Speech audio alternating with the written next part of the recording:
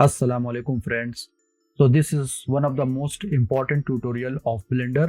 इसमें जिस चीज़ के बारे में हम सीखेंगे वो है हमारा स्टिचेस कि आपके अपने किसी भी ऑब्जेक्ट के ऊपर स्टिचेस किस तरह से अप्लाई करनी होती है।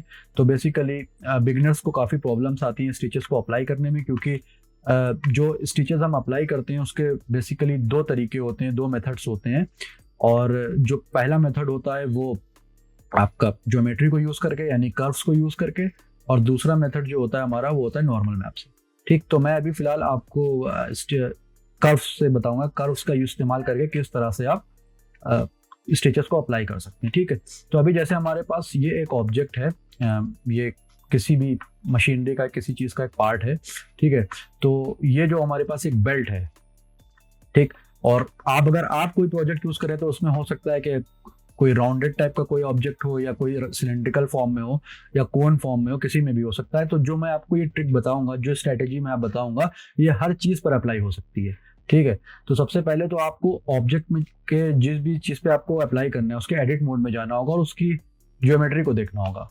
अब जैसे कि आप देख रहे हैं कि फॉर एग्जाम्पल प्रोडक्ट को देखते हुए मुझे यहाँ पर स्टिचेस चाहिए इन दो तरह, एक इस साइड, एक इस लूप पर और एक इस लूप पर। ठीक, दो जगह पर मुझे स्टिचेस चाहिए और हो सकता है कि मुझे इसको बाद में हल्का सा मूव भी करना पड़े। तो फिलहाल अभी मैं यहाँ पर अप्लाई करूंगा। ठीक, तो स्टिचेस अप्लाई करने के लिए सबसे पहले तो हमें इस वाली जो लूप है, ये अभी आप जैसा कि देख सकते हैं कि ये एक एज है हमारी। ठीक, एज सेलेक्ट मोड पे अगर आप जाएंगे और इसको डबल क्लिक करेंगे तो ये पूरा सिलेक्ट हो जाएगा। ये हमारी एक एज है यानी कि ज्योमेट्री है। हमें इसको कर्व में कन्वर्ट करना होगा। ठीक, तो कर्व में कन्वर्ट करने के लिए पहले आपको वो एरिया डिफाइन करना होगा जहां पर आप अपनी स्टिचेस चाह रहे हैं। ठीक, तो जैसे कि मैं चाहता हूं कि जो स्टिचेस लगे वो कुछ यहाँ से, इस वाले पॉइंट से, और फिर आप कंट्रोल प्रेस करके आप अपने एज को सिलेक्ट करते जाएंगे, अपने इस लूप को। तो ये आपकी पूरे लूप को सिलेक्ट करता हुआ चला जाएगा। ठीक है, और फिर लास्ट में आप जहां तक अपने उस एज को अप्लाई करना चाहते हैं, यानी कि सॉरी जो आपका जो स्टिच होगा, तो वहां पर आप उसको लास्ट में सिलेक्ट कर लेंगे। मैं यहाँ तक चाहता हूँ। ठीक, उसके बाद शिफ्ट डी प्रेस करेंगे, डुप्लीकेट करेंगे और राइट क्लिक करके आप अपने इस ऑब्जेक्ट को वहीं पर प्लेस कर देंगे जहां से आपने उसको कॉपी किया था या डुप्लीकेट किया था। ठीक, अब इसको सेलेक्ट रहते हुए आप पी प्रेस करेंगे अपने कीबोर्ड पर और सिलेक्शन प्रेस कर देंगे। इससे जो आपका ये जो कर्व है, मतलब सॉरी अभी इसको मैंने कर्व में तो नहीं कन्वर्ट किया है, पर ये एक ऑब्जेक्ट हो गया है आपका, यानी कि एक एज कह लें या ऑब्जेक्ट कह लें, बात एक ही है। तो ये अलग हो चुका है। ठीक, ये ऑब्जेक्ट हमारा अलग हो गया है और ये इससे मैंने इसको अलग कर दिया है। ठीक, तो अब मुझे करना क्या है, करना ये है कि इसको मुझे कर्व में कन्वर्ट करना है। लेकिन कर्व में कन्वर्ट करने से पहले मुझे इसकी ज्योमेट्री को देखना है, क्योंकि जो राउंडेड कॉर्नर्स होते हैं यहाँ पर, जैसे कि अगर मैं इसके एडिट में जाऊँ, एडिट मोड में जाऊँ तो आप, और उसके बाद वर्टेक्स सिलेक्ट मोड में जाऊँ, या वन प्रेस करके भी आप वर्टेक्स मोड में जा सकते हैं। यहाँ पर आप जाके ये प्रेस करके भी, क्लिक करके भी आप वर्टेक्स सिलेक्ट मोड में जा सकते हैं। तो अभी आप देख सकते हैं कि ये जो हमारी वर्टेक्स है, यानी कि जो लूप है, ये सीधा आया है, पर यहाँ पर एकदम शार्प कॉर्नर है। ये देखिए, मैं आपको दिखाऊं, ये देखिए यहाँ पर एकदम ये शार्प कॉर्नर है। ठीक है, मुझे शार्प कॉर्नर नहीं रखना है, मुझे इसको थोड़ा सा बेवल रखना है। वो इसलिए क्योंकि जब हम यहाँ पर अपना स्टिच मटेरियल अप्लाई करेंगे और जब उसको मैं एरे मॉडिफायर से उसकी एक पूरे एरे क्रिएट करूंगा, तो वो यहाँ पर उसका डिस्टॉर्शन मुझे देखने को मिलेगा, जो कि सही नहीं है। तो इसके लिए हम यहाँ पे सब डिवीजन में जाएंगे, अपने इस मॉडिफायर को जाने के बाद यहाँ से इसको ऑब्जेक्ट मोड में जाने के बाद, जैसे कि 2 level of sub division modifier है, तो इसको यहाँ से अप्लाई कर देंगे। अप्लाई करने के बाद अब आप देखेंगे कि ये पूरा कर्व हो चुका है। ठीक, तो अब हम अगर कोई भी यहाँ पर अपना मटेरियल अप्लाई करेंगे, स्टिच मटेरियल, तो वो आराम से इसके ऊपर राउंड होता हुआ आगे तक चला जाएगा। ठीक, तो ये तो हो गया मेरा पहला स्टेप। अब सेकेंड स्टेप में हम करेंगे ये कि इसको सेलेक्ट करेंगे, अपने इस एज को राइट क्लिक करेंगे, कन्वर्ट टू में जाएंगे और कर्व पे क्लिक कर देंगे। ठीक, तो अब जो हमारा ये पार्ट है, ये जो ऑब्जेक्ट है, कर्व बन चुका है। आप देख सकते हैं यहाँ पर जो मॉडिफायर्स के नीचे जो आके देखिए वायर्स, आपको ये शेप दिख रहा है, ये कर्व का शेप होता है, कर्व की डेटा प्रॉपर्टीज होती हैं। ठीक है, तो ये कर्व में कन्वर्ट हो चुका है। नाउ अब जिसके बाद वाला जो हमारा स्टेप है वो ये है कि एडिट मोड में जाएंगे और जो सबसे पहली वाली वर्टेक्स है उसको सिलेक्ट करेंगे, शिफ्ट एस अपने कीबोर्ड पे प्रेस करेंगे और कर्सर टू सिलेक्टेड कर देंगे। ठीक, अब हमारा कर्सर जो था वो इसके इस एंड पर आ चुका है। ठीक, और अभी जैसा कि आप देख रहे हैं कि जो इस कर्व का जो ओरिजिन है वो यहाँ पर है, ये आपको येलो डॉट दिख रहा है, मुझे इसका जो ओरिजिन है वो भी यहाँ पर रखना है। तो आप ऑब्जेक्ट मोड में रहते हुए इस पर राइट क्लिक करेंगे, राइट क्लिक करने के बाद सेट ओरिजिन में जाएंगे और ओरिजिन टू 3D कर्सर कर देंगे। 3D कर्सर मेरा ऑलरेडी यहाँ पर है, और उसके बाद हम इसको set origin to 3D cursor, तो 3D कर्सर भी हमारा इस ओरिजिन पर आ गया। ठीक, अब ये देखिए आर प्रेस करके जैसे ही आप इसको हल्का सा मूव करेंगे तो देखेंगे कि अपनी ये उस ओरिजिन से रोटेट कर रहा है। ठीक, तो दैट मीन्स कि इसका ओरिजिन हमने यहाँ पे सेट कर दिया है।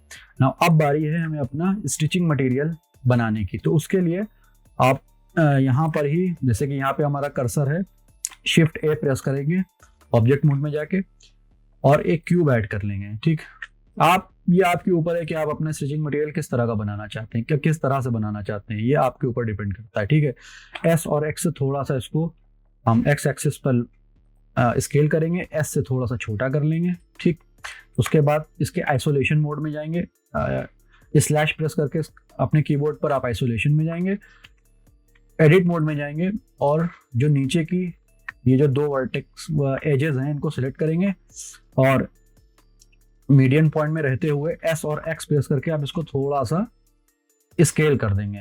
ठीक, उसके बाद ये दो फेसेस को सिलेक्ट करेंगे, ई और जेड से, सॉरी ई प्रेस करेंगे और अपनी गिज्मोस के हाथ से इसको थोड़ा नीचे करेंगे। फाइनली एस और जेड प्रेस करके आप इसको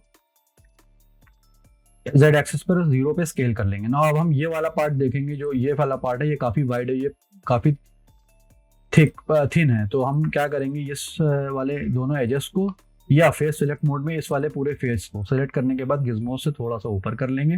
ठीक, इन दोनों पार्ट को फिर सिलेक्ट करेंगे और फेसेस को सिलेक्ट करने के बाद और उसको थोड़ा सा ऊपर कर देंगे। ठीक है, तो हमारे पास ये एक बेसिक सा स्टिच मटेरियल रेडी है और एस और वाई से इसको थोड़ा सा और पतला कर लेंगे, थिन कर लेंगे और अब हम इसके ऊपर कंट्रोल 2 से 2 level of sub division modifier apply करेंगे, राइट क्लिक करके शेड स्मूथ कर देंगे। ठीक, आप चाहे तो यहाँ पर इसके ये जो फेसेस हैं उनको भी डिलीट कर सकते हैं, कोई प्रॉब्लम नहीं है।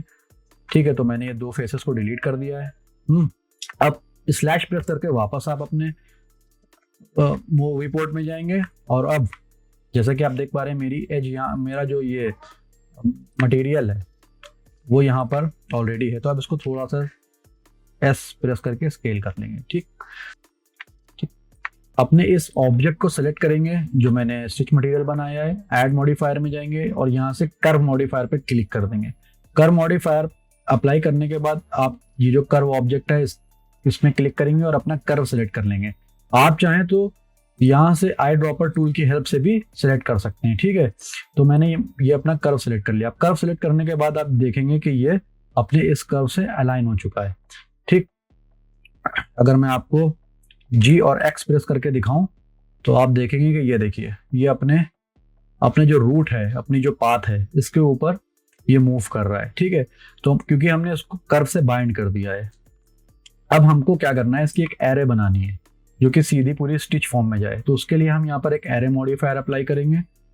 एरे मॉडिफायर अप्लाई करने के लिए ऐड मॉडिफायर में जाएंगे, जनरेट में जाएंगे और एरे पे क्लिक कर देंगे। ठीक है, और मेक श्योर कि आपका जो एरे है ये कर्व से ऊपर रहना चाहिए। ठीक, क्योंकि पहले कर्व होगा, पहले एरे होगा, यानी कि इसकी पूरी मल्टीपल जिसकी कॉपीज बनेंगी और उसके बाद कर्व मॉडिफायर के इन्फ्लुएंस में ये सीधे अपने पाथ पर जाएगा। ठीक है, तो आप एरे मॉडिफायर की प्रॉपर्टीज खोलेंगे और काउंट को बढ़ाएंगे। ठीक, आप देख पा रहे हैं जैसे जैसे मैं काउंट को बढ़ाता जा रहा हूँ ये स्टिचेस इसके ऊपर बनती चली जा रही हैं। ठीक, तो अब मैं, क्योंकि ये बहुत छोटी है, तो मैं इसको सिलेक्ट करने के बाद थोड़ा सा एस से इसको स्केल करूंगा ताकि इसका शेप थोड़ा सा मैं बड़ा कर सकूं, समथिंग लाइक दिस। और अब उसके बाद एरेस को मैं बढ़ा दूंगा। ठीक, यहां से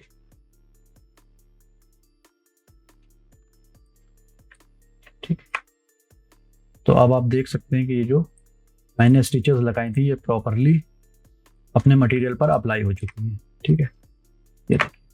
बाद में अगर आप अपने प्रोजेक्ट के हिसाब से अगर आप इसको चाहें तो इसके एस से स्केल करके इसके साइज को भी बड़ा या छोटा कर सकते हैं आप अपने प्रोजेक्ट के हिसाब से, जैसा आपका प्रोजेक्ट हो। ठीक है, और अगर स्केल करने के बाद आप देखेंगे ये थोड़ा सा अजीब सा हो गया है तो उसके बाद आप इसको वापस इसके कुछ कॉपीज को जो काउंट होता है उसको कम कर दीजिए। जैसे ही आप अपने काउंट को कम करेंगे ये वापस ठीक हो जाएगा। ठीक, तो ये मैंने यहाँ पर स्टिचेस को अप्लाई कर दिया है। नाउ अब हमें क्या करना है कि अपने इस एरे मॉडिफायर को अप्लाई कर देना है ऑब्जेक्ट मोड में रहते हुए। ठीक है, कर्व मॉडिफायर को भी अप्लाई कर देना है। तो अब हमारे पास ये एक स्टिच हो गई है। ठीक, अब हम इन स्टिचेस को चाहें तो कहीं पर भी अपने मूव कर सकते हैं। फॉर एग्जांपल हमें इसको जी और वाई से थोड़ा सा बाउंड्रीज पे रखना था तो हमने यहाँ पे अप्लाई रख दिया, और इसी की एक डुप्लीकेट शिफ्ट डी और वाई से इसको अपने दूसरे साइड पर भी यहाँ पर प्लेस कर दिया, और ये जो कर्व है इसको मैंने एक्स प्रेस करके यहाँ से डिलीट कर दिया। ठीक, तो अब ये एक जबरदस्त सा हमारे पास स्टिचेस हमारे मटेरियल पर अप्लाई हो चुकी हैं। ठीक है, अब आप इसको टेक्सचर भी कर सकते हैं, इस पे मटेरियल्स भी अप्लाई कर सकते हैं, और आप इसको अपने हिसाब से जिस तरह से आप अपने प्रोजेक्ट के हिसाब से यूज करना चाहे यूज कर सकते हैं। ठीक, सो आई होप कि वीडियो आपको काफ़ी इंफॉर्मेटिव लगा होगा। सो अगर आपको इसी तरह की कोई भी वीडियोस चाहिए हो तो आप मुझे कमेंट सेक्शन में आप मुझसे उस वीडियोस के बारे में लिख के बता सकते हैं, ताकि मैं नेक्स्ट वीडियोस में उन टॉपिक्स को भी कवर कर दूं। ठीक, जब तक के लिए मुझे सपोर्ट करें, like, subscribe and share, and thanks for watching.